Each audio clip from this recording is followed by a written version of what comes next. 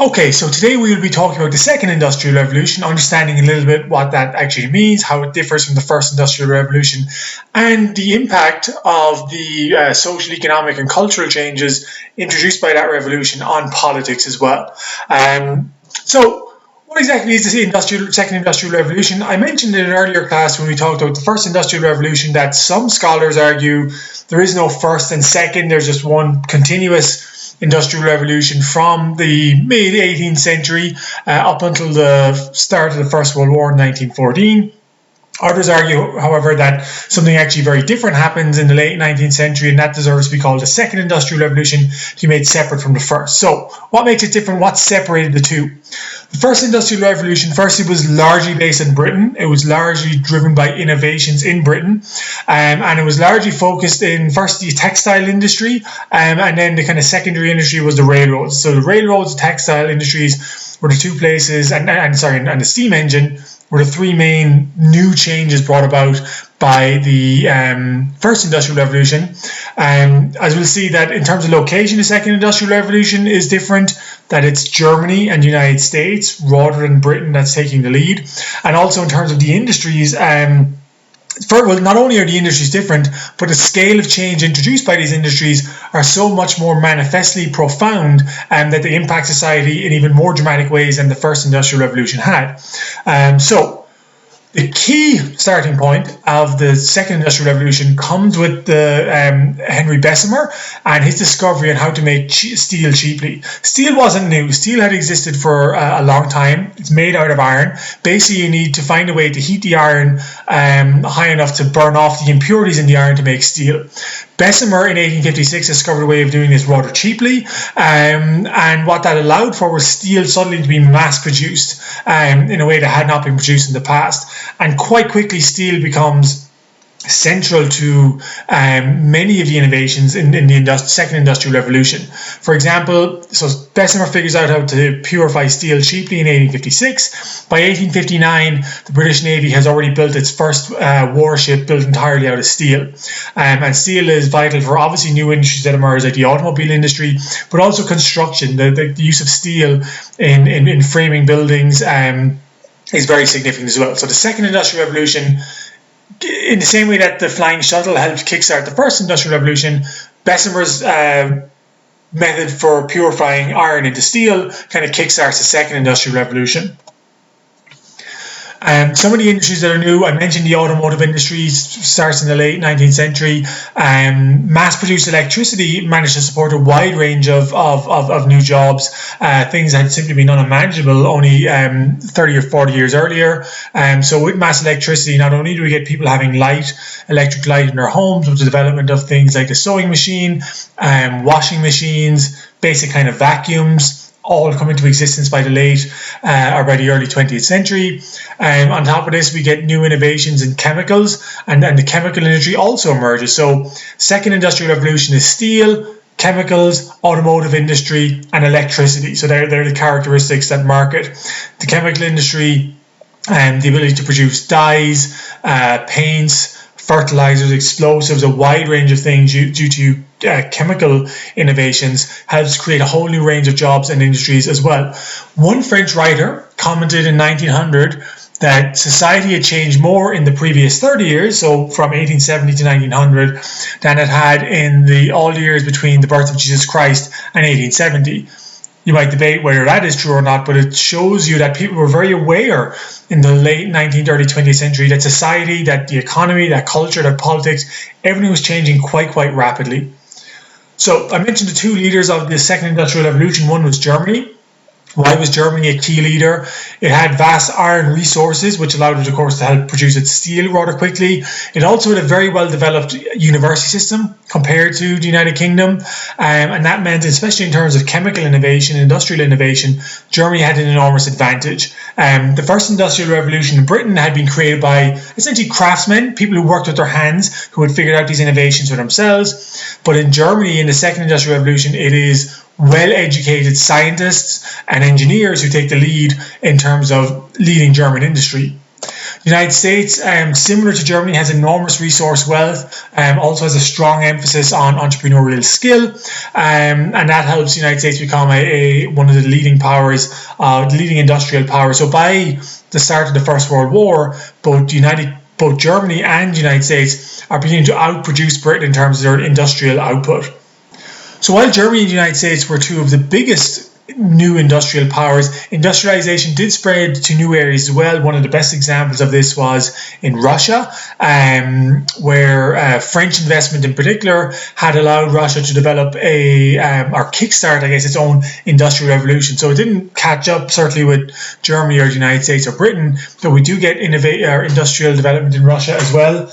And what we see from that is in particular, it was the evidence of this came in terms of the Trans-Siberian Railroad, Russia's emerging rail industry, which took place starting in the 1890s as well. And as one student put it, the Russians financed industrialization by selling bombs to foreign countries. The Trans-Siberian Railroad connected Europe to California. Not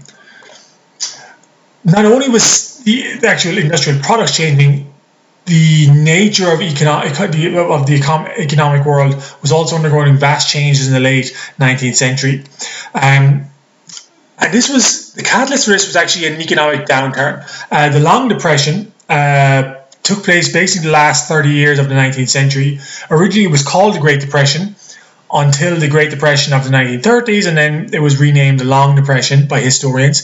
Basically, being kickstarted by the United States adopting the gold standard, which led to a contracted money supply in the United States, which had a knock-on effect on the global economic system. We live in an age today we understand that an economic change in one country can affect the economy of other nations as well. This wasn't particularly well understood in the late 19th century. What the Long Depression produced was a realization amongst businessmen that they had always kind of assumed, in fact, not just assumed, the laws of economics in the 19th century stated that so long as businesses produced goods, people would emerge to purchase it. So as long as you were producing goods, those goods would automatically be purchased in the end. The Long Depression had shown businessmen this simply was not true, and that rather than focusing solely on production, they needed to think more cleverly about how to get people basically to buy things they did not need. And so one of the key economic innovations is a shift away from businesses simply producing goods that were necessary and moving towards stimulating consumer demands for things that people really didn't need but wanted to buy. And so much of our modern economy actually functions on essentially people buying things they don't particularly need, but feel that they have a need to do so. So I mean, look in your own wardrobe, how many pairs of shoes you have, how many pairs of shoes you really need. Look at all the food you have in your house, how much of that is kind of essential for your well-being, and how much is that simply giving into a kind of desire to purchase something. And you're seeing a really good example of it now in our time, in which in response to the coronavirus crisis, all but essential businesses have been shut down, and we realize just how much of the economy is based on not particularly essential goods, but consumer desires, consumer wants that businesses very much encourage people to feel they need to satisfy.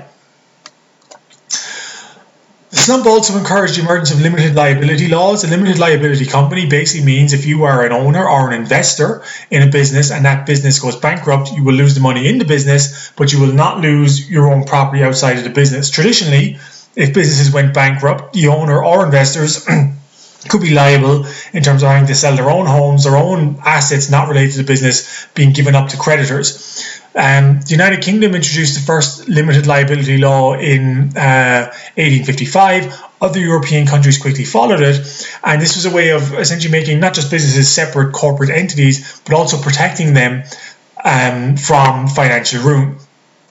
And so we get more and more people willing to invest in business. So just as businesses need more and more capital to begin to expand in terms of diversifying their economic base, more people are willing to invest money in businesses because limited liability laws protect them from financial ruin.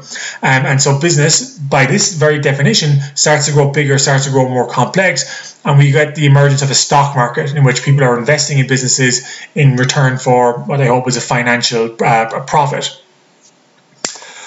Businesses also began to grow, began to become quite sizable in the late 19th century, and some of this was due to again, as they expanded, that they began to form cartels.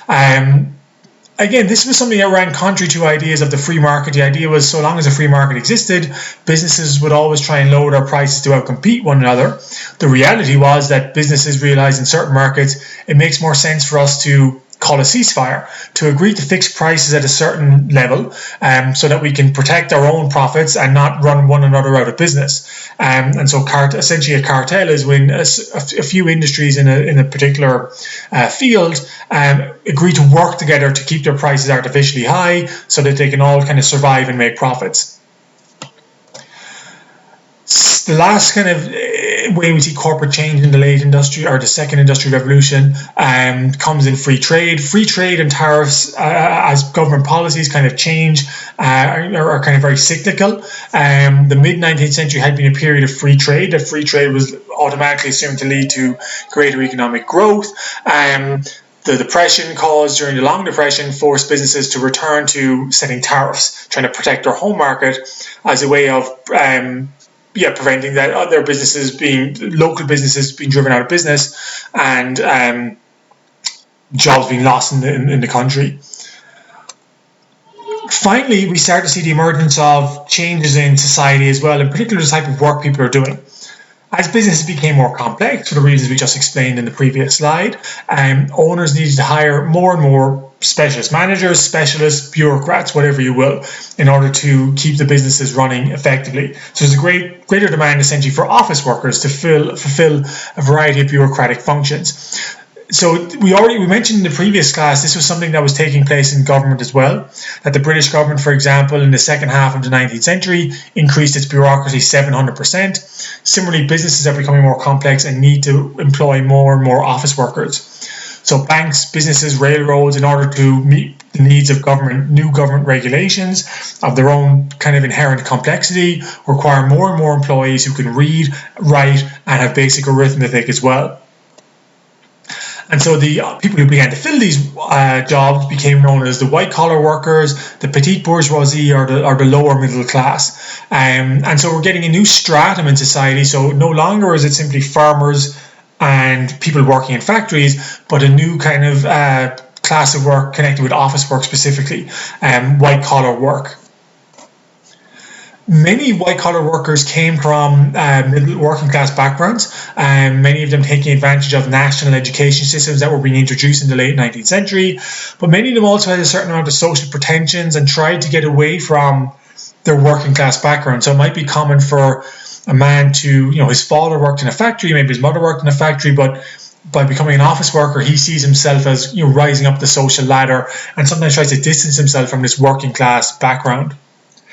So these white-collar workers become much more aspirational in terms of what they want for themselves and for their children. So they often seek to advance up the social ladder, seek education opportunities for their children, and generally trying to find opportunities to kind of grow their own wealth and kind of enhance the image they give to people that they are kind of important, well-to-do, middle-class members of society.